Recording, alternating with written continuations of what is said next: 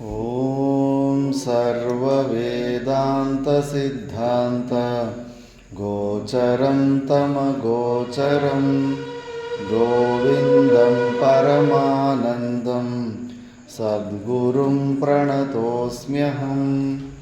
ॐ शान्ति शान्ति शान्तिः।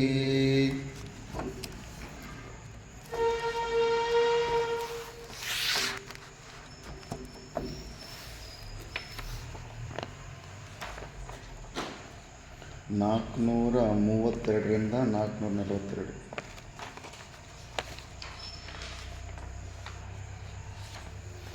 ವರ್ತಮಾನೇಪಿ ದೇಹೇಸ್ಮಿನ್ ಛಾಯಾವದನುವರ್ತಿನಿ ಅಹಂತಾ ಮಮತಾ ಭಾವೋ ಜೀವನ್ಮುಕ್ತಸ್ಯ ಲಕ್ಷಣಂ ಅತೀತಾನನುಸಂಧಾನಂ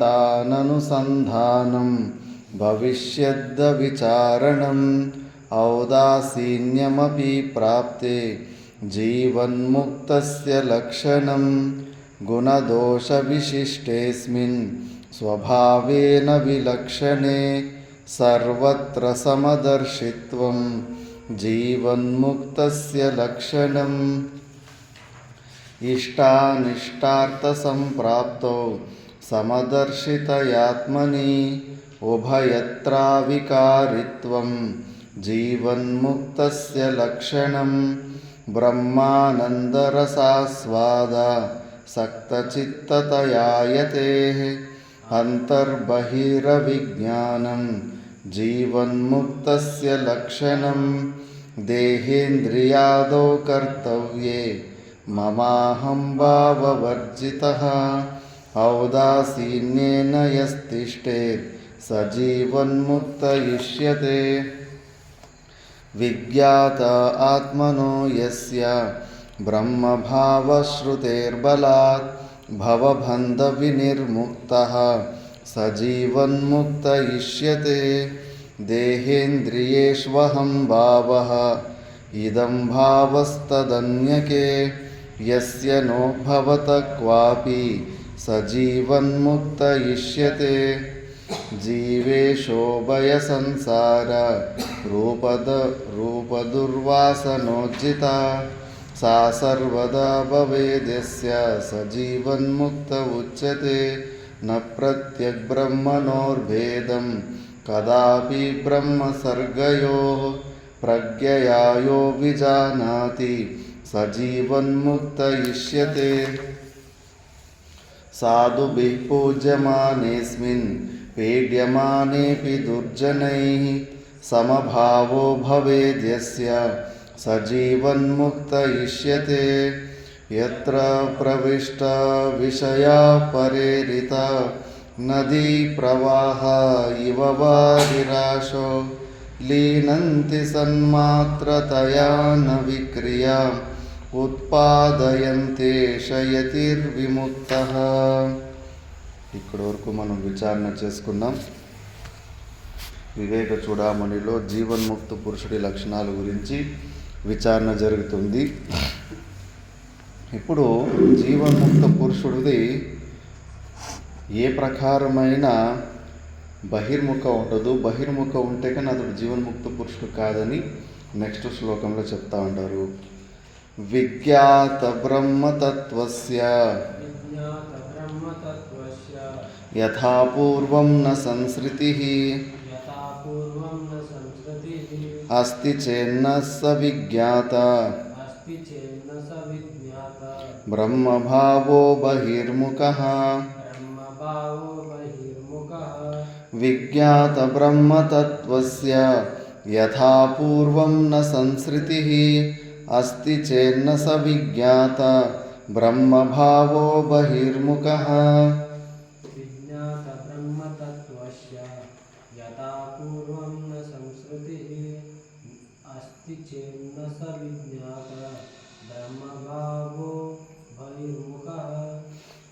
విజ్ఞాత బ్రహ్మతత్వస్య బ్రహ్మతత్వాన్ని ఎవరన్నా సరిగ్గా తెలుసుకో ఉంటే కాన యథాపూర్వం నా సంస్కృతి అస్తి.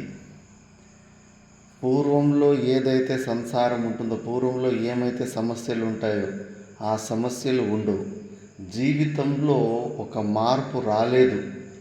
పూర్వంలో మనం చేస్తున్న వ్యవహారాలు, పూర్వంలో ఉన్న సమస్యలు అవన్నీ మళ్ళా కూడా అవి ఏమీ చేంజ్ కాలేదంటే కన్నా ఇంకా అతడు ఆ స్వరూపాన్ని పొందలేదు. ఇప్పుడు ఆకలిగా ఉన్నప్పుడు ఒక రకంగా ఉంటాం మనం, ముఖం వాడిపోయి ఉంటుంది, డల్గా ఉంటుంది. తిన్న తర్వాత లోపల తిన్న వ్యక్తికి తృప్తి పొంది ముఖం పువ్వులాగా మంచిగా వికసించుకుంటుందా లేదా? ఆ సంతుష్టి, వాడు తృప్తి పడుతున్నాడనే హావభావాలు కూడా చెబుతాయి. అలాగే ఈ బ్రహ్మజ్ఞానం వచ్చిన వ్యక్తికి సంసారం ఉండదంటే సుఖ దుఃఖాలు, వైషయిక సుఖ దుఃఖాలు ఆయనకు స్పృహ కావు, టచ్ కావు, నార్మల్గానే ఉంటాడు. ఎన్ని ప్రకారాలు, ఎంతమంది వియోగాలు అవుతున్నప్పటికీ నా అనుకున్న వాళ్ళు అతడు మాత్రము చెల్లించకుండా అలాగే నిశ్చలంగానే ఉంటాడు. ఒకవేళ అస్థి చేత్ ఎవరికన్నా లేదు, జ్ఞానం పొందిన తర్వాత కూడా నాకు ఇంకా సంసార దుఃఖాలు, సమస్యలు ఇంకా పోలేదు అంటున్నాడు అంటే కన్నా నస విజ్ఞాత బ్రహ్మభావో బహిర్ముఖ, వాడు బహిర్ముఖుడే. నీకు జ్ఞానం పొందినావంటే కానీ నీకు దుఃఖం నీకు టచ్ కాకూడదు, స్పృహ కాకూడదు. చేతులు కత్తిరించినా కూడా జీవన్ముక్త పురుషులకి ఆ నొప్పి వాళ్ళకు టచ్ కాకుండా ఉంటారు. అంతటి దేహాత్మ బుద్ధిని అంత తొలగించుకో ఉంటారు. అప్పటి వరకు ఇంకా అజ్ఞానం ఉంది, ఇంకా బహిర్ముఖత ఉంది అని మనం అర్థం చేసుకోవాలి. భగవద్గీత కూడా చెప్పారు కదా, దుఃఖేషు అనుద్విగ్నమనః సుఖేషు విగత స్పృహ వీతరాగ భయక్రోధ స్థితధీర్మునిరుచ్యతే. సుఖ దుఃఖాలు వచ్చినప్పుడు అప్పుడు తెలుస్తుంది తన జ్ఞాననిష్ట ఎంతవరకు ఉంది. దుఃఖాలు వచ్చినప్పుడు కుంగిపోతున్నాడు, దీనుడైపోతున్నాడు. సుఖాలు వచ్చినప్పుడు చెట్టు మీదకి ఎక్కుతున్నాడు, ఉత్సాహవంతుడవుతున్నాడు అంటే కన్నా ఇంకా జ్ఞాననిష్ట కలగలేదు. రెండిటిని సమానంగా చూసే వ్యక్తే జీవన్ముక్త పురుషుడు అని. మళ్ళీ ప్రాచీన వాసన వేగాద్ అసౌ సంసరతీతి చేత్ నసదేకత్వ విజ్ఞానాన్ మందీ భవతి వాసన. ప్రాచీన వాసన వేగాద్ అసౌ సంసరతీతి చేత్ నసదేకత్వ విజ్ఞానాన్ మందీ భవతి వాసన. ప్రాచీన వాసన వేగాద్ అసౌ సంసరతి చేత్ నసదేకత్వ విజ్ఞానాన్ మందీ భవతి వాసన. ఒకవేళ నీకు డౌట్ ఉంటే, జ్ఞానాన్ని పొందిన తర్వాత కూడా పూర్వజన్మలో ఎన్నెన్నో అనుభవాలు అనుభవించుంటాము, ఆ వాసనను మళ్ళా ఆ వ్యక్తిని మళ్ళా మాయలోకి దింపేస్తాయంటే లేదు. నసద్ ఏకత్వ విజ్ఞానాత్ మందీ భవతి వాసన. జీవ బ్రహ్మ ఐక్య జ్ఞానం పొందిన తర్వాత ఆ వాసనలన్నీ దుర్బలమైపోతాయి, మందీభవతం అయిపోతుంది. అది మిథ్యాత్వ దర్శనము కాకనే మనకు ఉపభోగ సాధనత్వ బుద్ధి ఉండడం వల్లనే మనము బహిర్ముఖం అవుతూ ఉంటాం. అది బయట ఉన్నది ఒట్టి ప్లాస్టిక్ పండ్లే, దానివల్ల నాకేమీ ప్రయోజనం లేదన్నప్పుడు ఆ ప్లాస్టిక్ పండ్లు తినాలని మనకు మనసు పుట్టదు. కానీ మనకి ఇప్పుడు ఆ జగత్ సత్యత్వ బుద్ధి, ఆ విషయాల వల్ల, డబ్బుల వల్ల, ఆస్తుల వల్ల నాకు సుఖం వస్తుంది అనే ఒక భావన ఉండడం వల్లనే బహిర్ముఖం. కానీ జీవన్ముక్త పురుషునికి సంపూర్ణంగా మిథ్యాత్వ నిశ్చయం ఉంటుంది కాబట్టి మళ్ళీ ఆ వాసనలు పుట్టడానికి ఆస్కారమే ఉండదు. దానికి కింద కొంచెము కఠినమైనప్పటికీ కొంచెం మిరపకాయ లాంటి దృష్టాంతం చెప్తున్నాడు. అత్యంత కాముకస్యాపి శక్తి కుంఠతి మాతరి తథైవ బ్రహ్మణి జ్ఞాతే పూర్ణానందే మనీషిణః. అత్యంత కాముకస్యాపి శక్తి కుంఠతి మాతరి తథైవ బ్రహ్మణి జ్ఞాతే పూర్ణానందే మనీషిణః. అత్యంత కాముకస్యాపి శక్తి వృత్తి కుంఠతి మాతరే తథైవ బ్రహ్మణి జ్ఞాతే పూర్ణానందే మనీషిణః. అత్యంత కాముకుడైనప్పటికీ కూడా, మహాకాముకుడైనప్పటికీ కూడా ప్రతి ఒక్క స్త్రీని చూసి వానికి కామభావాలు వస్తున్నప్పటికీ కూడా శక్తి కుంటతి మాతరి, వాళ్ళ తల్లిని తెలుసుకుంటే తల్లి దగ్గర మాత్రం వానికి ఆ భావం రాదు, ఎంత దుర్మార్గుడైనప్పటికీ కూడా. ఎందుకంటే చిన్నప్పటి నుంచి ఆ భావంలో పెరిగింటాడు కాబట్టి. అలాగే తథా ఏవ బ్రహ్మని జ్ఞాతే, ఆ సచ్చిదానంద స్వరూపుని ఎవరైతే తెలుసుకుంటాడో ఆ పూర్ణానందమైన ఆ మనిషికి మళ్ళీ ఆ వాసనలు బయట ఉన్న విషయాలలో అతనికి మోహం రాదు. ఆ భావమే అంతా ప్రచండంగా ఉంటుంది కాబట్టి, స్ట్రాంగ్గా ఉంటుంది కాబట్టి ఆ పరమాత్మని ఒకసారి తెలుసుకున్న తర్వాత మళ్ళీ అలాంటి వేరే చోట ఎక్కడా అతనికి ఉపభోగ సాధవత్వ బుద్ధి రాదు.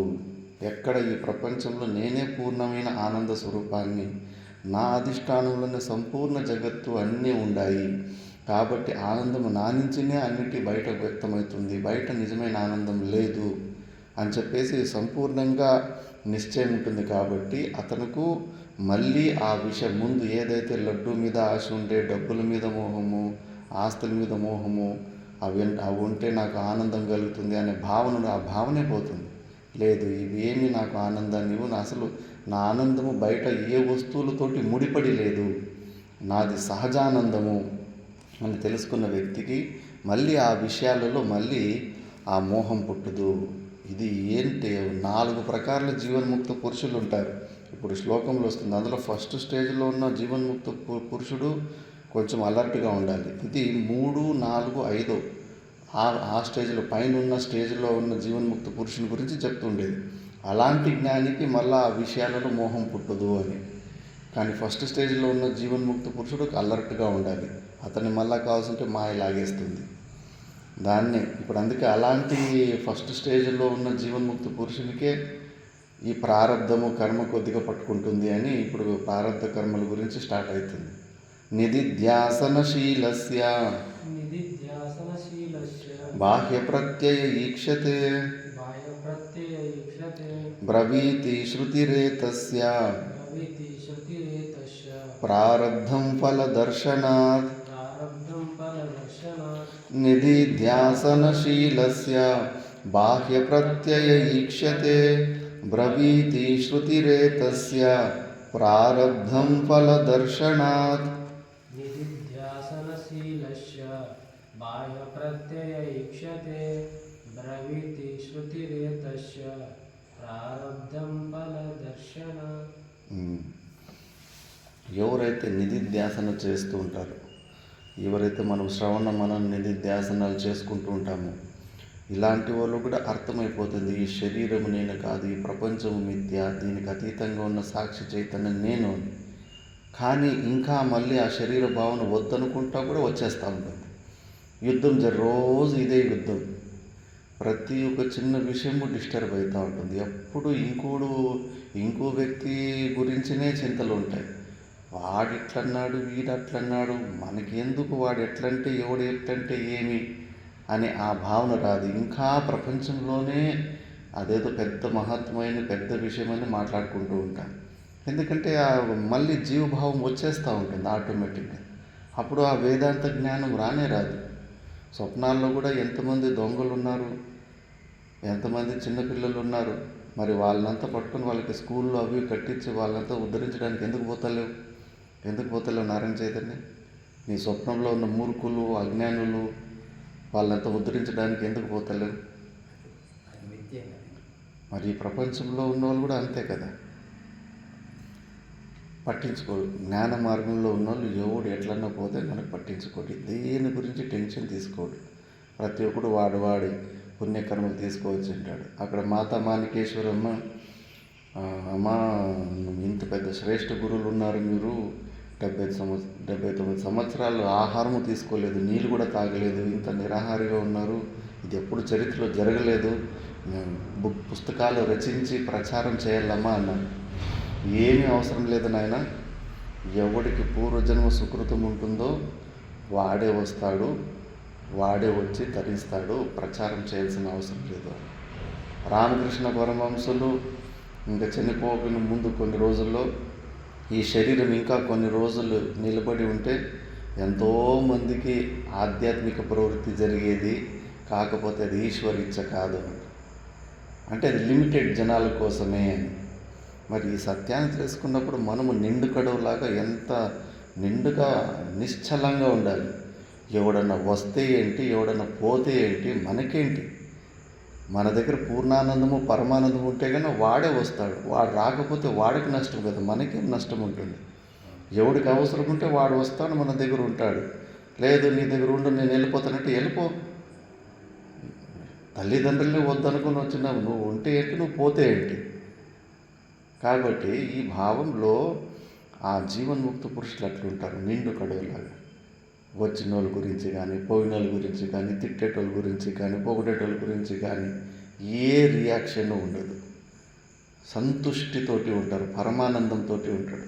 ఆ పరమానందాన్ని తీసుకోవడానికి ఎవరైనా ఉత్తమైన అధికారి వస్తే యోగ్యమైన వాడు తీసుకొని పోతాడు అంతే. అక్కడ మాతా మాణికేశ్వరమ్మ చెప్పేదంటే, నాయన మీరు కమలం మీద ఉన్న కప్పలే, మీరు ఊరికి ఎగురు రోజు కమలం పువ్వు మీద ఎగురుకుంటూ ఆటలాడుకుంటూ ఉంటాయి కానీ కప్పలు అందులో ఉన్న మకరందాన్ని పీల్చలేదు. ఎక్కడో ఉన్న భ్రమరం వచ్చేసి మంచిగా అక్కడ భ్రమరాన్ని పీల్చుకొని వెళ్ళిపోతుంది, మకరందాన్ని పీల్చుకొని వెళ్ళిపోతుంది. అట్లా ఊరికే ఆశ్రమాలు ఉన్నంత మాత్రాన ఏమి సాధనలు జరుగు. ఆ మకరందాన్ని పీల్చుకోవాలా, నిజమైన గురుతత్వం గురించి పీల్చుకోవాలా. అది నిజమైన ప్రూవ్ అవుతుంది. అంత మాత్రానికి గురువులకి దగ్గరగా ఉన్నంత మాత్రాన ఏమీ జరగదు అని ఎవరి గురించి పట్టించుకునేది కాదు. ఎవరెవరు పుణ్యకర్మలు పాపకర్మలు చేసుకొని వచ్చినారు, ఆ కర్మకు అనుకూలంగా ఏదో చేసుకుంటూ ఉంటారు. వాళ్ళకి బుద్ధి ఉంటే బుద్ధి తింటారు, లేకపోతే అది తింటారు అని చెప్పేసేది. అలా మనము నిశ్చలంగా మనము మన స్వరూపంలో ఆనందంగా ఉండాలి.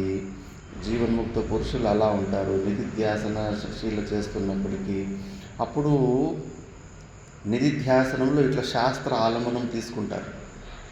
ఒకరు చెప్తా ఉంటే మిగతా వాళ్ళు వింటూ ఉంటారు. వీళ్ళప్పుడు ఇలాంటప్పుడు కొద్దిగా ప్రపంచం కనిపిస్తుందా లేదా? కళ్ళు తెరుస్తుంటాము, చెవులు తెరిచింటాము, ఆహారానికి అటు ఇటు పోతుంటాము, కొద్దిగా జీవభావం ఉంటుంది. కాబట్టి అలాంటి వ్యక్తి గురించి శృతే ప్రారబ్ధం భవీతి, ఇలాంటి వ్యక్తి గురించి ప్రారబ్ధాన్ని మాత్రం కొద్దిగా అనుభవించాల్సిందే. సంచిత కర్మలు కాలిపోతాయి, ఆగామి కర్మలు కూడా ఉండవు. కాకపోతే ప్రారబ్ధాన్ని మాత్రం జీవన్ముక్త పురుషుడు కూడా అనుభవించాలి అని. ఎవరు ఇలాంటి ప్రయత్నాలు నిధిధ్యాసన అభ్యాసంలో, అవిచార సమాధి అభ్యాసంలో నిమగ్నుడిగా ఉన్న వ్యక్తికి ప్రారంధం ఉంటుందని కొద్దిగా అజ్ఞానిలో అతని శరీరంలో క్రియలు జరుగుతుంటాయి కాబట్టి కొద్దిగా ప్రారంధం గురించి ఒప్పుకుంటుంది.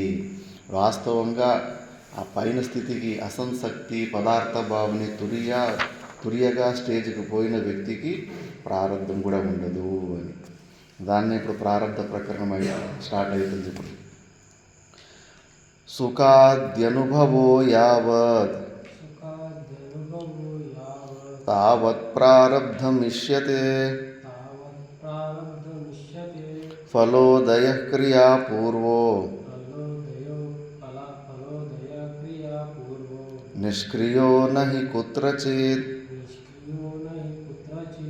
సుఖాద్యనుభవో యావత్ తావత్ ప్రారబ్ధమిష్యతే ఫలోదయ క్రియా పూర్వో నిష్క్రియో నహి కుత్రచిత్.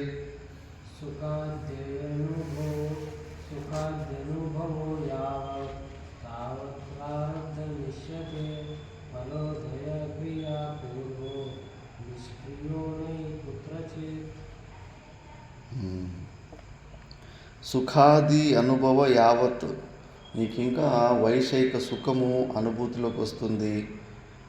మళ్ళీ ఎవరన్నా మనసావాచ కర్మను అటాక్ చేసినప్పుడు దుఃఖం కూడా అనుభవంలోకి వస్తూ ఉంది అంటే కన్నా అప్పటి వరకు నువ్వు ఇంకా ప్రారంధ కర్మని స్వీకరించాల్సిందే. ఎందుకంటే కారణరూపమైన కర్మ లేకుండా సుఖదుఖాల రూప ఫలాలు రావు. నీకు వైషయిక సుఖాలు వైషయిక దుఃఖాలు నీకు అనుభవంలోకి వస్తున్నాయంటే కానీ నీకు ప్రారంధ రూపమైన కర్మము ప్రబలంగా ఉంది అని. అప్పటి వరకు ఎందుకంటే క్రియాపూర్వే నిష్క్రియో నహి కుత్రచిత్. క్రియ ఈ సుఖము దుఃఖము ఫలం అనుభూతిలోకి వచ్చిందంటే దాని వెనకాల ఒక క్రియ ఉండాలి, ఏదో ఒకటి నువ్వు ఎక్సర్సైజ్ చేసి ఉండాలి, ప్రయత్నాలు. అవే ఆ ప్రారంధ కర్మ, పూర్వజన్మలో చేసుకున్న ప్రారంధ కర్మ నీకు ఇంకా సుఖ దుఃఖాలు ఇస్తూ ఉంది, నువ్వు ఇంకా ఆ స్టేజ్లోనే ఉండావు. అలాంటి వ్యక్తి గురించి కొద్దిగా ప్రారంధం గురించి శాస్త్రం చెబుతుంది. నెక్స్ట్, అహం బ్రహ్మేతి విజ్ఞానాత్ అహం బ్రహ్మేతి విజ్ఞానాత్ కల్పకోటి శతార్జితం కల్పకోటి శతార్జితం సంచితం విలయం యాతి సంచితం విలయం యాతి ప్రారబ్ధోత్స్వప్న కర్మవత్ ప్రబోధాత్ స్వప్న కర్మవత్. ప్రబోధాత్ స్వప్న కర్మవత్. అహం బ్రహ్మేతి విజ్ఞానాత్ కల్పకోటి శతార్జితం సంచితం విలయం యాతి ప్రబోధాత్ స్వప్న కర్మవత్. అహం బ్రహ్మేతి విజ్ఞానాత్ కల్పకోటి శతార్జితం సంచితం విలయం యాతి ప్రబోధాత్ స్వప్న కర్మవత్. అహం బ్రహ్మేతి విజ్ఞానాత్ కల్పకోటి శతార్జితం. సంచితం అంటే సంచి, ఎన్నో కల్పకోటి జన్మలిచ్చి చేసిన పుణ్య పాపకర్మలంతా లిస్టులో రెడీగా ఉంటాయి. పెద్ద స్టాక్ ఉంటుంది. ఎంత స్టాక్ ఉంటుందంటే నువ్వు అనాది కాలం వరకు జన్మలు తీసుకుంటున్నా అది కరిగిపోదు. మనిషి జన్మలోనే జ్ఞానం లేకపోతే కన్నా సంచిత కర్మలు ఎవరు తప్పించుకోలేరు. జ్ఞానం ఉంటే కాలిపోతుంది. పత్తిది ఎన్ని కుంటాలు గుట్టలు వడ్డం వేసినా ఒక అగ్గిపుల్లు వేస్తే మొత్తము కాలి బూడిదైపోతుంది. అట్లా జ్ఞానము, ఒక జ్ఞానాగ్ని ద్వారా నువ్వు ఆ సంచిత కర్మలన్నీ కాల్చేసుకోవాలి. లేకపోతే కానీ పెద్ద స్టాక్ ఉంటుంది. ఇప్పుడే నడుచుకుంటూ పోతూ ఉంటాం, ఎన్ని చీములు దొక్కింటాం. మనం తినే చక్కెరలో ఎన్ని చీములు వస్తూ ఉంటాయి. మరి మర్డరే కదా, ఏం పెద్దగా ఉన్న మనిషిని చంపితేనే మర్డరా? జైలు జీవావాది శిక్ష వేస్తారు, సచ్చే వరకు జైల్లో పెట్టేస్తారు ఒక మనిషిని చంపుతూ. మనమే మనుషులే, మనమే ఈ న్యాయ నిర్ణయాలు చేసుకున్నప్పుడు ఇంకా యమధర్మరాజు శిక్షలు వేయడా?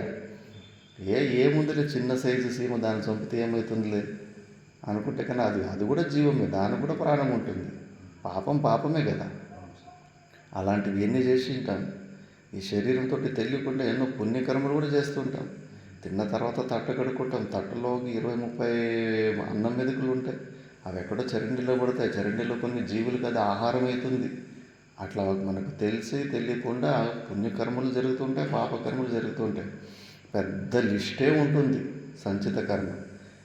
కానీ అంత ఉన్నప్పటికీ కూడా మొత్తం జ్ఞానాగ్ని ద్వారా భస్మం అయిపోతుంది నువ్వు నీ స్వరూప జ్ఞానం పొందిన రోజు.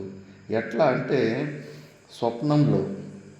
స్వప్నంలో కూడా మంచి పనులు, పుణ్య పనులు చేసింటాం, పాప పనులు చేసింటాం.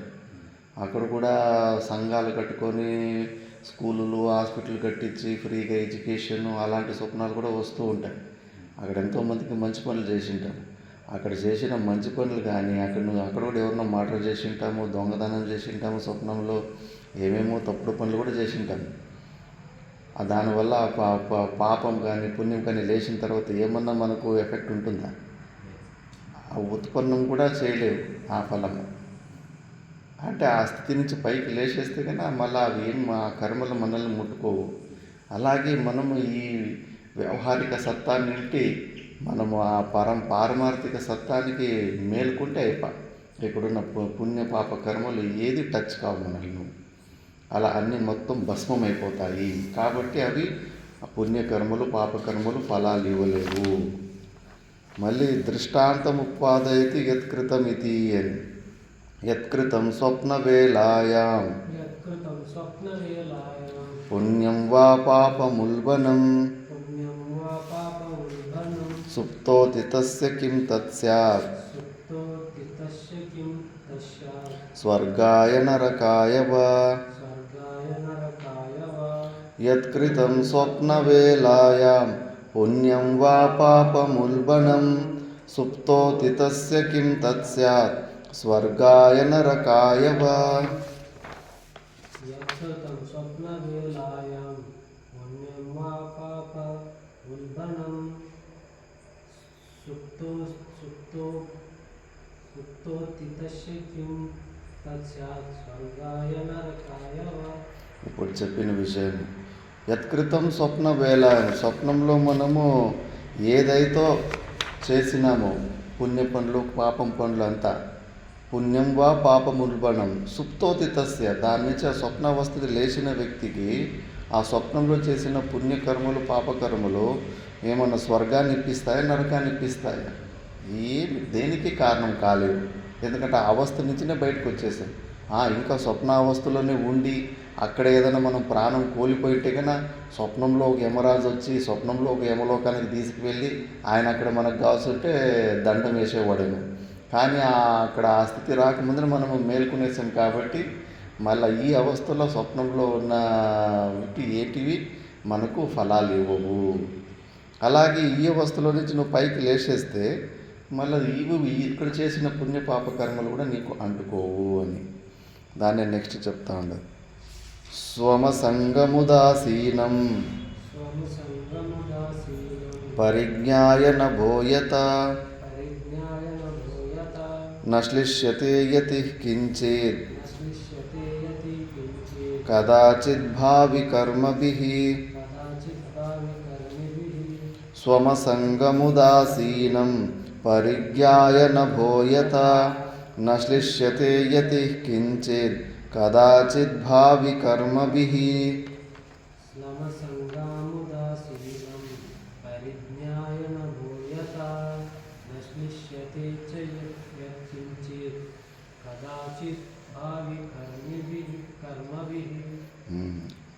స్వం అసంగం ఉదాసీనం పరిజ్ఞాయ మన స్వరూపము సచ్చిదానంద స్వరూపము అసంగము ఆకాశంలాగా సర్వవ్యాపకము. దేన్ని మనం టచ్ చేయలేము, మనల్ని ఏది టచ్ చేయలేదు, ఆకాశం ఏది ముట్టుకోలేదు, అది ముట్టుకునే వస్తువునే కాదు.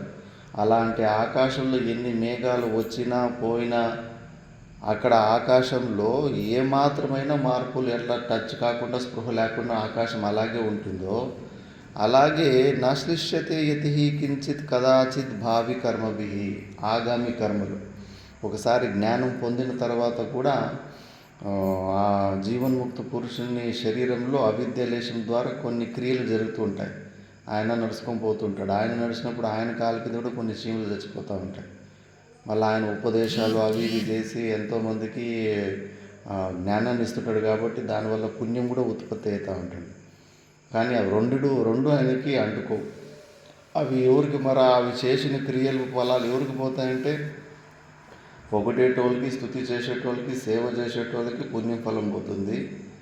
తిట్టుకునేటోళ్ళకి, నింద చేసేటోళ్ళకి, హింసలు పెట్టేటోళ్ళకి ఆ పాపం అకౌంట్ వెళ్ళిపోతుంది. అలాంటి మహాపురుషులు. అందుకే మా గురుగారు చెప్పేవారు, చూడండప్ప, జీవన్ముక్త పురుషులకు జోలికి పోయి ఒకవేళ మీరు నిందలు చేసుకున్నా, తిట్టుకున్నా, ఆయనకు హింసలు పెట్టినా కూడా ఆయన ఒకవేళ జీవన్ముక్త పురుషుడు ఏంటే కన్నా మొత్తము ఆయన పాపమంతా మీ అకౌంట్కి వచ్చేస్తుంది. మనకి ఇప్పుడు ఆ తెలివితేటలు లేదు. ఎవడు జీవన్ముక్తి పురుషుడు, ఎవడు సామాన్యమైన సాధువుని తెలుసుకునే తెలివితేటలు లేవు మనకు. ఇలాంటప్పుడు సేఫ్టీ ఏంటంటే ఎవరు ఆ వేషంలో ఉన్నారో అందరూ భగవంతుని స్వరూపులు అని చెప్పేసి వాళ్ళు జోలికి పోకుండా ఉండండి, ఇదే సేఫ్టీగా ఉంటుంది అని గురువులు సలహా చెప్పేవారు. మళ్ళీ ముక్తమర్థం నభసీ దృష్టాంత ఉపాదయం. ఎట్లా ఆగామి కర్మలు మనకు జీవన్ముక్త పురుషునికి టచ్ కావని ఆకాశం దృష్టాంతమే చెప్తా ఉన్నాం.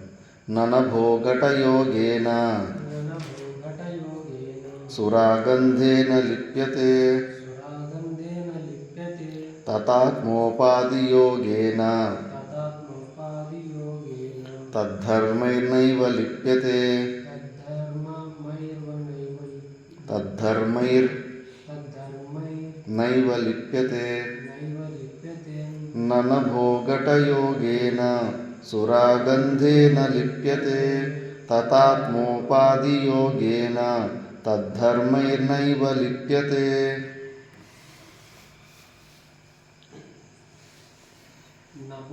ననభో ఘట యోగేన సురాగంధేన లిప్యతే తథా ఆత్మోపాధి యోగేన తద్ధర్మైనైవ లిప్యతే. ఏదన్నా మట్టి కుండ ఉంటుంది, మట్టి కుండలో సారాయి పెట్టింటారు. సారాయి మొత్తము ఖాళీ అయినప్పటికీ కూడా ఆ కుండలో నువ్వు స్మెల్ చూస్తే కనుక సారాయి స్మెల్ కుండలో వస్తూ ఉంటుంది. కానీ ఆ కుండని బద్దలు కొట్టేసిన తర్వాత ఆ కుండ ముక్కలు కూడా తీసి పక్కన పెట్టేసిన తర్వాత ఆ ఖాళీ జాగా ఏముండే కుండ లోపల ఉన్న ఖాళీ జాగా, ఆ ఖాళీ జాగాకి అట్లే స్మెల్ ఉంటుందా? ఉండదు. ఆ స్మెల్ కూడా ఉండదు. అంటే ఆకాశం అప్పుడు కుండ లోపల ఉన్న ఖాళీ జాగా సారాయి స్మెల్ తోటి మలినమైనట్టు మనకు భ్రాంతి అనిపించినా కూడా అసలు ఆకాశం అంటుకుండానే ఉంటుంది. అలాగే జీవన్ముక్త పురుషుడు తతాత్మోపాధి యోగేన తద్ధర్మై నైవ లిప్యతే. ఈ శరీరంతో మనము ఉపాధిగత దోషాలని ఈ నేనే అని అనుకున్నప్పటికీ కూడా ఆ పరమాత్ముడు సచ్చిదానంద స్వరూపుడు ఎప్పటికీ ఈ ధర్మాల ద్వారా ఆయన మలినం కానే కాడు. ఎప్పుడూ స్వచ్ఛంగానే ఉంటాడు. ఆయనను టచ్ కూడా చేయలేవు. ఆకాశాన్ని ఏ వస్తువులు కూడా మలినం చేయలేక టచ్ చేయలేకపోతున్నాయి. దుర్గంధం కానీ సుగంధం కానీ కాసేపు ఉండి మళ్ళీ వెళ్ళిపోతుంటాయి. పర్మనెంట్గా ఆకాశంలో ఖాళీ జాగాలో ఉండడానికి లేదు. అది వాయువులో ఉంటాయి. సుగంధం కానీ దుర్గంధము అది వాయువు ఒక ధర్మం. ఆకాశంలో ఏమి ఉండదు, శుచిగానే ఉంటుంది. అలాగే జీవన్ముక్త పురుషుడికి ఈ శరీరానికి సంబంధించిన ధర్మాలు పాప పుణ్యకర్మలు ఏమీ అంటుకోవు. మళ్ళీ ఇదానీం భోగేన త్వితరే క్షపయిత్వా సంపద్యతే ఇది సూత్రార్థం మహా జ్ఞానోదయాతిథి అని. నెక్స్ట్ శ్లోకం. జ్ఞానోదయాత్ పురారబ్ధం కర్మజ్ఞానాన్న నశ్యతి అదత్వా స్వఫలం లక్ష్యం ఉద్దిశ్యోత్సృష్టభానవత్.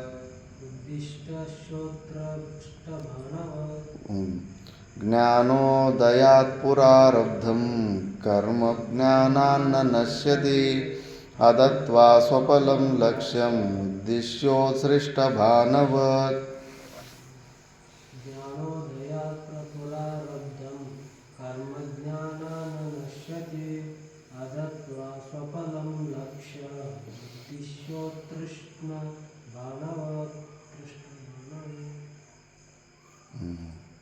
ప్రారబ్ధ కర్మ గురించి. ఇప్పుడు ప్రారబ్ధ కర్మ ఎట్లా అంటే, దూరంలో ఒక పులి ఆవుని అటాక్ చేసి ఉంటుంది. ఇక్కడి నుంచి ఒక 200 మీటర్లు ఎక్కడో పులి ఆవుని అటాక్ చేసి ఉంటుంది. నువ్వు పులి నీకు స్ట్రైట్గా ఉంది కదా, నేను పులిని చంపాలని బాణం ఇచ్చినప్పుడు పులి ఇంకా గుద్దులాడేటప్పుడు పులి అటు తిరిగి మళ్ళీ మధ్యలో ఆవు ఇటు తిరిగేస్తుంది. ఈ బాణంపై గురికి అది అడ్డం వచ్చేస్తుంది. అప్పుడు ఒకసారి ఇడిచిపెట్టిన తర్వాత ఏ బాణము దానికి పోయి ఆవుకు పోయి పడద్దంటే కానీ అది ఆగుతుందా? అంతే, కంట్రోల్ ఉండదు. షూటెడ్ యారో అంటారు.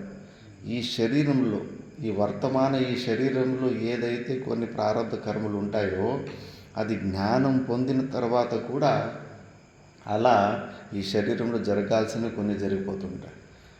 ఈ విషయం తెలుసుకోకుండా రామకృష్ణ పరమహంసకి ఆయనకి గొంతు క్యాన్సర్ వచ్చింది.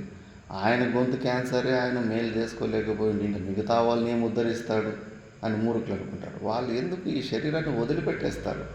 ఈ శరీరానితో సంబంధమే పెట్టుకోరు. నా శరీరం అని అనుకోరు. వాళ్ళు ఎందుకు దాన్ని మేలు చేసుకుంటారు?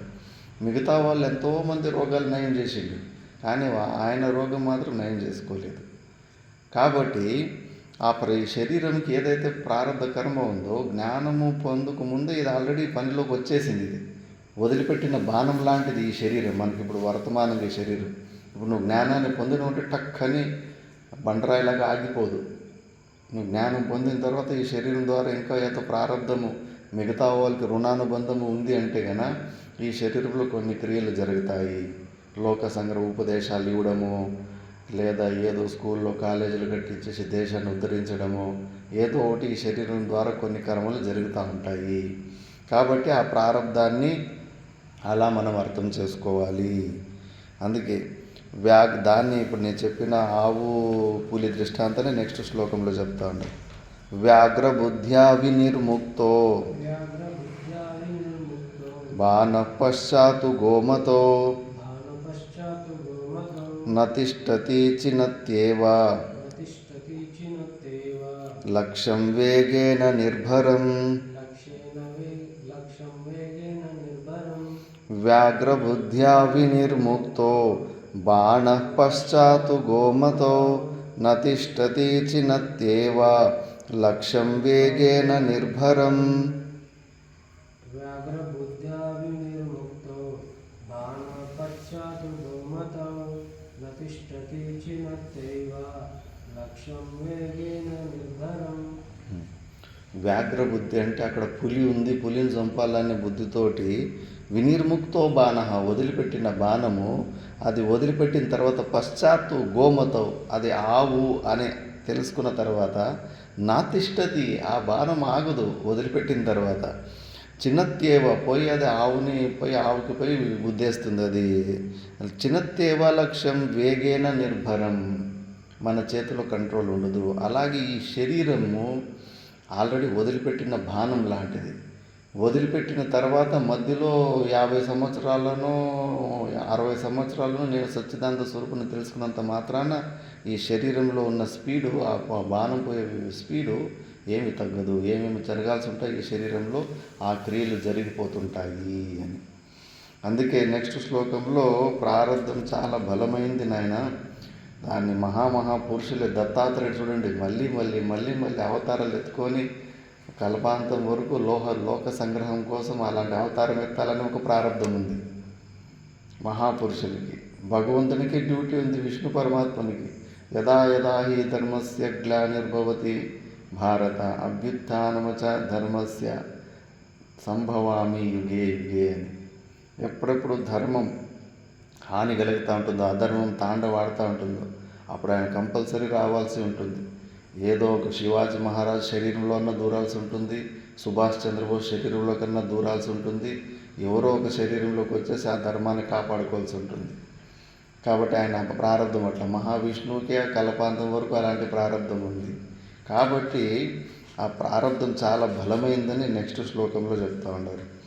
ప్రారబ్ధం బలవత్తరం ఖలు విదాం భోగేన తస్య క్షయః సమ్యక్ జ్ఞానహుతాశనేన విలయః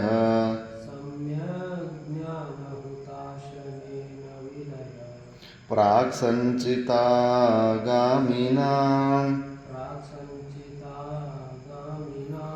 బ్రహ్మాత్మైక్యమవేక్ష తన్మయతయా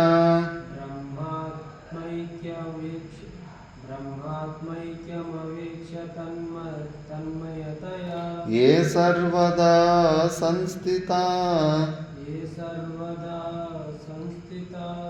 తేషాం తత్త్రితయం నహి క్వచిదపి. త్రితయం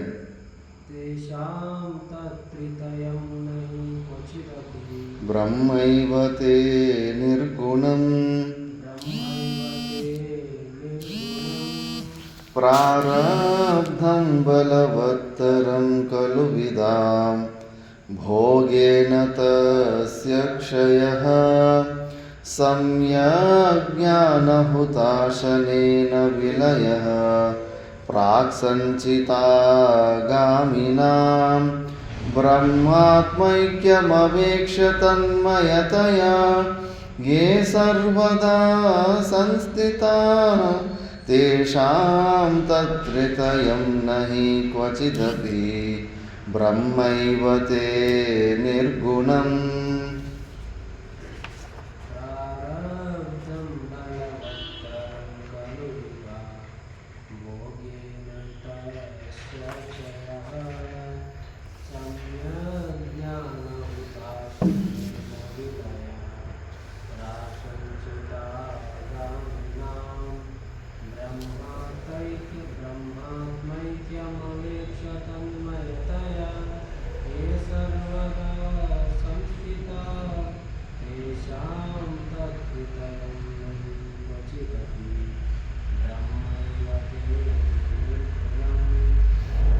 ప్రారబ్ధం బలవత్తరం ఖలు, ప్రారబ్ధం చాలా బలం కదపా అంటున్నాడు. విదాం భోగేన తస్య క్షయ, అది భోగం అనుభవించడంలోనే అది క్షీణమవుతుంది, జ్ఞానం ద్వారా అది భస్మం కాదు. సమ్యక్ జ్ఞాన హుతాశనేన విలయ ప్రాక్ సంచితాగామినం, సంచిత కర్మలు ఆగామి కర్మలు సమ్యక్ జ్ఞానం ద్వారా ఏమో అవి విలయమైపోతాయి. కానీ ప్రారంధం మాత్రం అనుభవించాల్సిందే. ఇది ఎవడికి ఫస్ట్ స్టేజ్లో ఉన్న జీవన్ముక్త పురుషునికి కంపల్సరీ ప్రారంధం అనుభవించాలి అని అంటుండేది. కానీ జ్ఞానభూమికాల్లో అసంశక్తి పదార్థభావిని తురిగా అని అంత పైన స్టేజ్కి పోయిన జీవన్ముక్త పురుషులకి వాళ్ళకి ప్రారంధం ఉండదని సెకండ్ పార్ట్లో చెప్తాడు.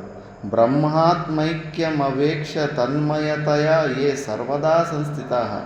ఆ జీవ బ్రహ్మ ఐక్యం చేసి ఆ స్వరూపంలో గట్టిగా నిలిచిన వాళ్ళు తేషాం తత్ త్రితయం నహి క్వచిదపి. ఆ ముగ్గురికి మాత్రము ఇది కొద్ది ప్రారంధం లేనే లేదు. ఎట్లుంటుంది ప్రారంధం? బ్రహ్మైవతే నిర్గుణం. వాళ్ళు సాక్షాత్ నిర్గుణ నిరాకార స్వరూపుడైన బ్రహ్మలే అయి ఉంటారు. అందుకే టీకాలు బాగా భలే స్పష్టం చెప్పారు ఇక్కడ. ఈ వివేక చూడమన్న విషయం ఎక్కడ ఏ గ్రంథాల్లో కూడా దొరకదు. ఈ డిఫరెన్స్ జ్ఞానస్య ఏకరూపత్వే అపి సమాధి ప్రకర్షణేన. జ్ఞానం ఒకే రూపం ఉన్నప్పటికీ కూడా సమాధి స్థితిలో ఒక గ్రేడేషన్ వల్ల ప్రకర్షణేన బ్రహ్మవిద్వర బ్రహ్మవిద్వరీయాన్ బ్రహ్మవిద్వరిష్ట. ఇట్లా 4 ప్రకారాలు జీవన్ముక్త పురుషులు ఉంటారు. ఇది ఈ సత్యం తెలుసుకోకుండా భగవద్గీతలో ఈ 4 ప్రకారాలు జీవన్ముక్త పురుషుల గురించి అక్కడ వస్తూ ఉంటుంది. కన్ఫ్యూజన్ అయిపోతూ ఉంటారు. శాస్త్రం క్రమంగా చదువుకుండా పోతే ఆ జీవన్ముక్త పురుషుల గురించి స్థితి గురించి ఎవరు ఎక్స్ప్లెయిన్ కూడా చేయలేరు. కాబట్టి ఈ బ్రహ్మవిత్ అని ఫస్ట్ స్టేజ్లో ఉంటాడు కదా. జ్ఞానంలో 7 భూమికలు ఉంటాయి. శుభేచ్ఛ, విచారగా, తనుమానసి, సత్వాపత్తి, అసంశక్తి, పదార్థ భావని, తుర్యగా అని 7 భూమికలు ఉంటాయి. శుభేచ్ఛ అనే స్థితి నేను ఆత్యంతిక దుఃఖ నివృత్తి చేసుకోవాలా అనే కోరిక పుడుతుంది. కోరిక పుట్టి ఆ దుఃఖ నివృత్తి కోసం ఇల్లుని వదిలిపెట్టేసి గురువుల దగ్గర పుస్తకాలు అన్నీ వెతుకుతూ ఉంటాడు. మళ్ళీ విచారగా స్టెప్పుకు వస్తాడు. ఆ విచార స్టెప్పులో వాడికి ఎక్కడో వెతుకుతూ ఒక సద్గురు ప్రాప్తమైపోతాడు. సద్గురు మళ్ళీ శాస్త్రము కాలమున తీసుకొని మంచిగా విచారణ చేసి మళ్ళీ 3వ స్టెప్కి తనుమానసి అంటే ఈ శరీరంతో ఉన్న సంబంధము, ప్రపంచంలో ఉన్న సత్యత్వ బుద్ధి వీటిని పల్సన చేసుకుంటూ, తనుకరణం అంటే పల్సన చేయడం అని, పల్సన చేసుకుంటూ దాన్ని మొత్తము ప్రపంచం సంపూర్ణ మిథ్యాని, ఈ శరీరం నేను కాదు అని భావంలోకి వచ్చేస్తాడు. అలా వచ్చిన తర్వాత సత్వాపత్తి అంటారు. ఇది ఫస్ట్ స్టేజ్ జీవన్ముక్త పురుషుడు. ఇతడు కూడా జ్ఞానినే. కాకపోతే ఈ స్టేజ్లో శాస్త్ర ఆలంబనాన్ని వదిలిపెట్టి అలర్ట్గా లేకపోతే మళ్ళా కిందకు పడే అవకాశాలు ఉంటాయి. విశ్వామిత్రుడు అంతటి వాడు ఎన్నోసార్లు కిందకు పడాడు అంత గొప్ప స్థితిలో ఉండి. జమదగ్ని కానీ అందరూ కూడా మళ్ళీ ఈ స్టేజ్లో ఇంద్రియాలని వదిలిపెట్టకుండా కంట్రోల్ని పెట్టుకుంటే శాస్త్ర ఆలంబనాన్ని శ్రవణ మన నిధిధ్యాసనాలు చేసుకుంటూ ఉంటే ఈ స్టేజ్లో మళ్ళీ ఆటోమేటిక్గా బ్రహ్మాకార వృత్తి దృఢమైపోయి అసంశక్తి స్టేజ్కి వెళ్ళిపోతాడు. ఆ అసంశక్తి స్టేజ్కి వెళ్ళిపోయిన తర్వాత తనకు ఈ సత్వాపత్తి స్టేజ్లో ఉన్నప్పుడు బ్రహ్మవిత్ అంటారు. అసంశక్తి స్టేజ్లో పోయినప్పుడు ఆయనకు బ్రహ్మవిద్వరహ అని, గుడ్, బెటర్, బెస్ట్ అని డిగ్రీస్ ఉంటాయి కదా, అట్లా సూపర్లేటివ్ ఇది. మళ్ళా ఆ అసంశక్తికి పోయిన తర్వాత మళ్ళీ ఇంకోసారి మళ్ళీ ఈ ప్రపంచంలోకి ఈ మాయలోకి రాదు. మళ్ళీ మాయ అంత బలహీనమైపోతుంది అలాంటి యోగి దగ్గర. ఆయన వల్ల కిందకి ఏ ఒక ప్రలోభాలకి కూడా ఆయన గురి కాడు. ఇంకా పని అయిపోయినట్టే. మళ్ళీ అసంశక్తిలో కొన్ని రోజులు ఉన్నప్పుడు ఇంకొంచెం పెద్ద స్థితికి పోతాడు, పదార్థ భావనే అని. ఏ పదార్థంలో కూడా తన స్వరూపం తప్పితే వేరేది ఇంకోటి ఏమీ అనిపిస్తూ ఉండదు. అప్పుడు ఆ స్టేజ్లో ఉన్నప్పుడు ఆయన బ్రహ్మవిద్వరీయాన్ అనే పేరు ఉంటుంది. ఆ స్టేజ్లో కొన్ని రోజులు ఉన్న తర్వాత మళ్ళీ తుర్యగా స్టేజ్కి పోతాడు. తుర్యగా స్టేజ్కి పోయిన తర్వాత ఒకవేళ ఆ శరీరంలో మిగతా వాళ్ళకి ఏమి రుణానుబంధం లేదంటే కనుక 21 రోజుల్లో శరీరం వదిలిపెట్టేస్తాడు. ఆ స్థితికి పోయిన తర్వాత తుర్యగ స్థితికి. లేదు ఇంకా ఆ శరీరంతో మిగతా వాళ్ళకి ఏదైనా రుణానుబంధం బాకీ ఉందంటే కనుక కొన్ని లోక సంగ్రహాది పనులు జరుగుతూ ఉంటాయి. ఆ స్టేజ్లో బ్రహ్మవిద్వరిష్ట అని పేరు. ఇట్లా 4 ప్రకారాలు జీవన్ముక్త పురుషులు ఉంటారు. ఇది ఎప్పటికీ గుర్తుపెట్టుకో ఉండాలి. శాస్త్రంలో వచ్చినప్పుడు ఒక్కోసారి ఒక్కో వ్యక్తి గురించి మాట్లాడుతూ ఉంటుంది. బ్రహ్మవిద్వరహ, బ్రహ్మవిద్వరీయాన్, బ్రహ్మవిద్వరిష్ట అని ఇట్లా 4 జ్ఞానస్య ఏకత్వ రూపే, జ్ఞానం ఒకటే రూపం ఉన్నప్పటికీ కూడా వాళ్ళు ఈ 4 భాగాలు ఏ ఆధారంతో 4 భాగాలు చేశారంటే కనుక సమాధి ప్రకర్షణేన, సమాధి స్థితి కేటగిరీలు కెపాసిటీలు చూసి స్టార్టింగ్లో సత్వపత్తిలో ఉన్నాడు, తక్కువ సమాధి స్థితిలో ఉంటాడు, అసంశక్తులు ఇంకొంచెం ఎక్కువ, పదార్థ భావం ఇంకొంచెం ఎక్కువ, తుర్యగలో పూర్ణంగా ఉంటాడు సమాధి స్థితిలో. ఈ సమాధి స్థితి ఒక కేటగిరీని బేస్ పెట్టుకొని 4 కేటగిరీలు పెట్టుకుంటారు. మళ్ళీ ఇప్పుడు దీనికి దృష్టాంతాలు ఎవరంటే కన్నా బ్రహ్మవిత్ అంటే కన్నా ఆచార్య కోటి అందరూ వస్తూ ఉంటారు. ఆచార్యులు ఎవరైతే శ్రోత్రియ బ్రహ్మనిష్ఠులై విద్యార్థులకి పాఠాలు నేర్పుతూ పరోక్ష జ్ఞానం ఉంటుందో, దినచర్య ఇంద్రియ నిగ్రహం చేసుకొని ఉదయం నుంచి సాయంత్రం వరకు మంచి శాస్త్రాలంబనతోటి దినచర్య ఎవరైతే ఉంటుందో అలాగే కంటిన్యూ చేస్తే కన్నా వాళ్ళు తప్పకుండా అలాంటి స్థితిని పొందుతారు. విదేహ కైవల్యంలో వాళ్ళు తప్పకుండా వాళ్ళు మోక్షాన్ని పొందుతారని ఆచార్యకులు. కానీ అలర్ట్గా ఉండాలి. ఈ స్టేజ్లో కిందకి కూడా పడవచ్చు. అది లోపల ఏముందనేది తెలిసిలేదు. ఇప్పుడు చోటా మహారాజ్ అని కైలాసాశ్రమంలో ఉన్నాడు. ఆయన సమాధి స్థితిలోకి వెళ్ళిపోయి ఉంటే ఆయన ముంగిటి ఎవరో భక్తులు పండ్లు అవి ఇవి పెట్టేసి వెళ్ళిపోయినారు. ఆయన బయటనే సమాధి స్థితికి వెళ్ళిపోయాడు కూర్చొని. కోతులు వచ్చినాయి. కోతులు వచ్చేసి ఇంకా పండు ఒకటి ఆయన మీద ఎవరో పెట్టేసిపోయినారు పండు. ఇంకా ఆయన సమాధి స్థితిలో సగం కళ్ళు తెరుచుకుంటాయి కదా, ఆ కోతి ఆ పండుని తీసుకోవాలని కోతి ముందుకు పోతా ఉంది. ఆ కోతికి ఈయన నన్ను చూస్తున్నాడు అని చెప్పేసి ఒక దెబ్బ తీసుకొని తలను పగలగొట్టేసి ఉంటుంది.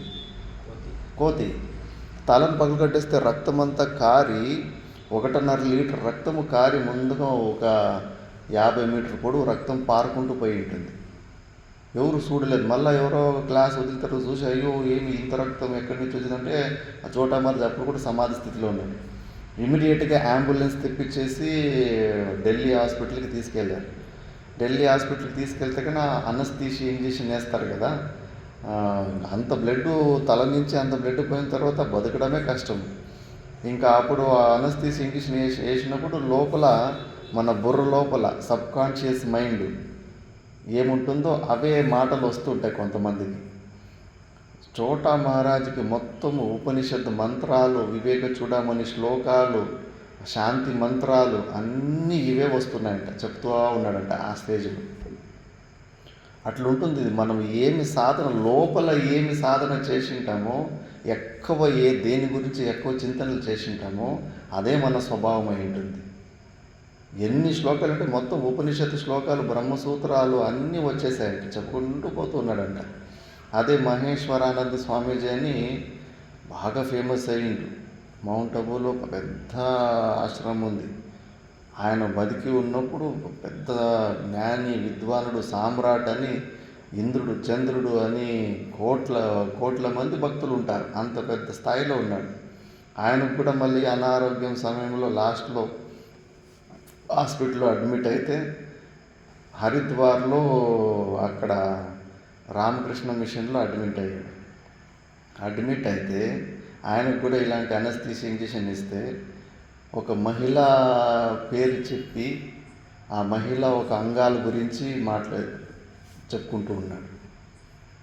ఆ రామకృష్ణ పరమహంసలో ఉన్న పెద్ద పెద్ద సాధులే ఉంటారు అక్కడ డాక్టర్లు. ఆశ్చర్యపడి వీడి బతికేంటని అందరికీ అర్థమైపోయింది. అప్పుడు ఆ మహిళ అప్పటికి బతికే ఉండే అప్పుడు. అంటే అంతటి పనికిరాని దాన్నే లోపల, బయట మాత్రం పెద్ద విద్వానుడు అవి ఇవన్నీ అంతా బాగా చూపించుకున్నాడు, కానీ లోపలంతా దాని గురించి ఆలోచన చేసాడు. అదే బయటకు వచ్చింది. చాలా గలీజు అని బయటకు వచ్చింది. అది ఇంపార్టెంట్, లోపల మనం ఏమున్నామని. అందుకే ఈ సత్వోపత్తి స్టేజ్లో మనం నిర్ణయం తీసుకోలేము ఆయన లోపల నిజమైన జ్ఞానినా కాదా అని చెప్పేసి. ఎవరికి వారు తెలుసుకోవాల్సిందంటే. అందుకే ఆ స్టేజ్లో కిందకు పడే అవకాశాలు కూడా ఉంటాయి. కాబట్టి దానికి ఆచార్య కొట్లు ఎగ్జాంపుల్. మళ్ళీ బ్రహ్మవిద్వరహ, దీన్ని దాటుకొని నెక్స్ట్ స్టెప్ పైన వాడికి ఎవరు ఎగ్జాంపుల్ అంటే సమాధి స్థితిలో ఉండి ఏదో ఒకటి కర్మ వల్ల బయటకు వస్తుంటారు. సుఖ దుఃఖాలు ఆయనకు టచ్ కావు, కానీ ఏదో ఒకటి కర్మ వల్ల బయటకు వస్తుంటారు. ఇక్కడ ఏం ఎగ్జాంపుల్ ఇచ్చారంటే, జ్ఞాన పరిపాకార్థం స్వీకృత సన్యాస స్వోపదేశేన జనకాదీనాం ఉత్పాదిత బ్రహ్మ సాక్షాత్కార యాజ్ఞవల్క్యాదయ బ్రహ్మవిద. ఇది ఫస్ట్ కేటగిరీకి. యాజ్ఞవల్క్య ఋషి, ఆయనకు గురుకులం ఉంటాయి, 2 భార్యలు ఉంటారు, కానీ ఆయన కూడా పెద్ద జ్ఞానిని. ఆయన శిష్యుడు జనక మహారాజు యాజ్ఞవల్క్యునికి బృహదారణ్యక ఉపనిషత్తులో. కానీ ఆయన ఈ ఫస్ట్ స్టేజ్లోనే ఉంటాడు. అందుకే సన్యాసం తీసుకొని నెక్స్ట్ స్టేజ్కి పోవాలని భార్యలను పర్మిషన్ తీసుకొని సన్యాసం తీసుకొని మళ్ళీ అడవికి పోతాడు. ఆయన ఫస్ట్ కేటగిరీ. మళ్ళా తాదృశానాం విధాం జ్ఞానినాం జ్ఞాన ప్రారబ్ధయోర్ మధ్య ప్రారబ్ధం బలవత్తరం. అలాంటి యాజ్ఞవల్క్యుల విషయంలో ప్రారబ్ధం చాలా బలంగా ఉంటుంది. అందుకే యాజ్ఞవల్కుడు ఇక్కడే ఉంటే కనుక నా పని అయ్యేది కాదని చెప్పేసి సన్యాసం తీసుకోవాలా, ఆస్తులు మీకు పనిచేస్తాను రాండి అని భార్యలలో ఆస్తులు పనిచేసి సన్యాసంకి వెళ్తాడు. దాని తర్వాత తస్య ప్రారబ్ధ కర్మణ భోగేన క్షయ నాశ సమ్యక్ జ్ఞానమేవ హుతాశన అగ్ని తేన ప్రసంజితానాం కర్మణాం జ్ఞానాంతరకాలికానాం ఆగామినాం విలయ క్రమేణ వినాశ శ్లేషో. అలాంటి వాళ్ళకి భోగము ప్రారబ్ధము తప్పకుండా అనుభవించాల్సి ఉంటుంది, ఒకవేళ పైన స్టెప్కి పోకుండా పోతే. మళ్ళీ బ్రహ్మాత్మైక్యం అవేక్ష సాక్షాత్కృత్య తన్మతయ స్వార్థే ఏ సర్వదా సంస్థితాః తుర్యగ్భూమిమారూఢాః తేషాం తత్త్రితయం త్రివిధం అపి కర్మ నహి క్వచిదపి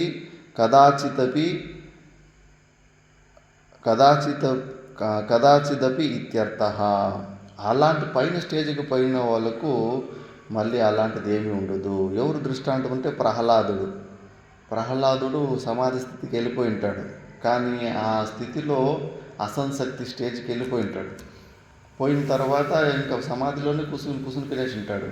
మళ్ళీ విష్ణు పరమాత్ముడు పాంచజన్యాన్ని ఊదిన తర్వాత సమాధి నుంచి బయటకు తెప్పించి నువ్వు ఇంకా రాజ్యం వేయలేదు ఉంది అని చెప్పేసి మళ్ళీ కొన్ని కర్తవ్యాలు విధిస్తాడు. లేకపోతే కానీ ఆయనకు స్వయంగా బయట ప్రపంచంలోకి రావాలనేది ఏమీ లేకుండా ఉంటుంది. అట్లా అసంశక్తి స్టేజ్లో కొద్దిగా ఎవరన్నా యోగ్యమైన అధికారులు బయట నుంచి ఎవరన్నా ఎక్కువ పుణ్యఫలం ఉన్నోళ్ళు వాళ్ళ దగ్గర పోయి ఏదైనా ఉపదేశాలు అడిగినప్పుడు కొద్దిగా వాళ్ళు ఉపదేశాలు చేసే అవకాశం ఉంటుంది. దాని తర్వాత బ్రహ్మవిద్ వరిష్ఠ అంటే కన్నా ఆ స్టేజ్లో ఇంకా మాట్లాడడం ఏమీ ఉండదు. చాలామంది అష్టావక్రుడు జనక మహారాజుకు జ్ఞానబోధ చేసిన తర్వాత టక్కన ఆ సమాధి స్థితికి వెళ్ళిపోతాడు. పూర్వజన్మలు చూసుకున్న తర్వాత అంతా రుణాం కొద్ది బంధం అని చెప్పేసి ఆ శరీరాన్ని కొన్ని రోజుల్లోనే వదిలిపెట్టేస్తాడు. ఆ స్టేజ్లో లాస్ట్ తుర్యగా వస్తులో మనకు ఉపదేశాలు అవి ఇవి జరుపుకున్నా ఉంటాయి. అందుకే మనకు ఎక్కువ సత్వాపత్తి స్టేజ్లో ఉన్న జీవన్ముక్తి పురుషుడు లేదా అసంశక్తి స్టేజ్లో ఉన్న జీవన్ముక్త పురుషుడే మనకు ఉపదేశాలు చేయడానికి ఆస్కారం ఉంటుంది. సాక్షాత్ శంకరాచార్యుల భగవాన్లే శంకర దిగ్విజయంలో స్పష్టం చేశారు, ఈ భాష్యాలు టీకాలు రాయాలంటే కూడా లో లెవెల్కి రావాలి అని. బ్రహ్మసూత్రాలకి భాష్యాలు రాయడానికి గొడవలు అవుతూ ఉంటాయి. ఫస్ట్ శంకరాచార్యులు మండన మిశ్రుడికి అంటే సురేశ్వరాచార్యుడు దీనికి టీకా రాయని, ఎందుకంటే ఆయన పెద్ద, ఆయన 80 సంవత్సరాలు బాగా అనుభవం ఎక్కువ ఉంది అని. దానికి మిగతా వాళ్ళు విరోధం. పద్మపాదాచార్యుడు ఆయన కర్మకాండ ఏంటి, ఆయన టీకాలు రాస్తే కానీ ఆయనకు అనుకూలంగా కర్మకాండానికి అనుకూలంగా రాసేసుకుంటాడు, ఆయనకి ఎందుకు ఇచ్చావు, అస్తామలకనికి ఇవ్వచ్చు కదా రాయమని అని అంటాడు ఒక మాట. అప్పుడు శంకరాచార్యులు ఒరే అస్తామలకుడంటే ఏమనుకుంటున్నావు, నువ్వు చాలా టాప్ లెవెల్లో ఉన్నాడు, మనలాగా లో లెవెల్కి వచ్చి కింద లెవెల్కి వచ్చి భాష్యాలు టీకాలు ఇవన్నీ రాయలేవు. ఇవన్నీ రాయాలంటే లో లెవెల్కి రావాలి, అంటే అహంభావాన్ని స్వీకరించాలి. కొద్దిగా అహంకారాన్ని స్వీకరిస్తేనే ఆ పనులు జరుగుతాయి, లేకపోతే కానీ ఆ పనులు కూడా జరగవు. ఆయన టాప్ లెవెల్లో ఉంటాడని స్వీకరించాడు. అలాంటి వాళ్ళు పదార్థ భావని తుర్యగ స్టేజ్లో ఉంటారు. కాబట్టి ఈ ప్రారంధము ఫస్ట్ స్టేజ్ సత్వాపత్తిలో ఉన్న జీవన్ముక్త పురుషుడి కోసమే కంపల్సరీ అయిన ప్రారంధాన్ని అనుభవించాలని శాస్త్రం చెప్తూ ఉంటుంది. దీనికి ప్రహ్లాదుడు ఎగ్జాంపుల్ బ్రహ్మవిద్ వరీయానికి బ్రహ్మవిద్ వరానికి ఒక ఎగ్జాంపుల్ ఉండే యాజ్ఞవల్కుడు. ఫస్ట్ బ్రహ్మవిద్కి యాజ్ఞవల్కుడు, బ్రహ్మవిద్ వరానికి ఒక ఎగ్జాంపుల్ ఉండే. ఒక నిమిషం.